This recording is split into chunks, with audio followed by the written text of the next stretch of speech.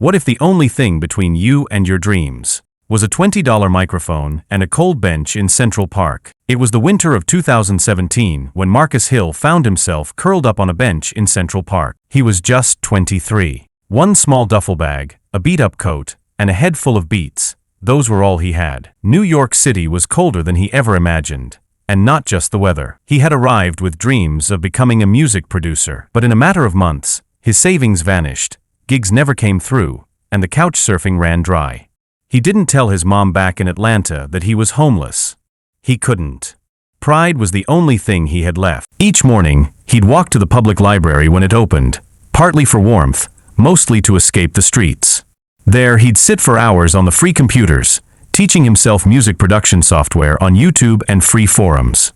He'd plug in cheap headphones and make beats in his head, sometimes tapping rhythms on the table with his fingers. Music was his only escape, his only sense of control. One day, behind a community center in Harlem, he spotted an old dusty keyboard left by a dumpster.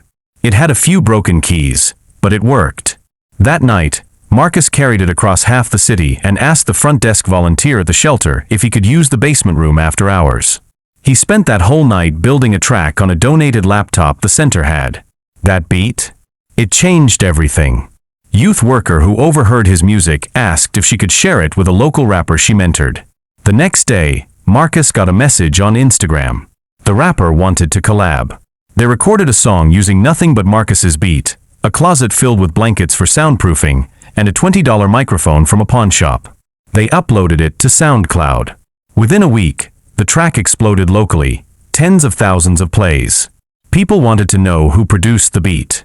Marcus started getting DMs from underground artists all over New York. He didn't even have a phone plan. He used free Wi-Fi outside cafes to reply. A producer from a small label took notice. Marcus landed his first paid deal, $1,000 for 3 beats. He used the money to rent a room in Queens and buy real equipment. Over the next 2 years, he produced for over 40 independent artists. 3 of his tracks landed on Spotify editorial playlists. Then came the breakthrough. He produced a single that hit Billboard's top 40. By 2023, Marcus Hill was no longer a name floating in the underground. He was a Grammy-nominated producer, featured in Rolling Stone, running his own label, Skyline Records. But he never forgot where he came from. With part of his first big check, he launched BeatBack, a non-profit that donates laptops, beat-making gear, and online courses to youth shelters across the country. He often says, if you give a kid a beat, you give them a voice. And when someone has a voice, they stop being invisible. From sleeping beneath the skyline to having his name lit up across it, Marcus Hill's story isn't just about music. It's about hunger, grit, and the magic that can happen when talent gets a chance.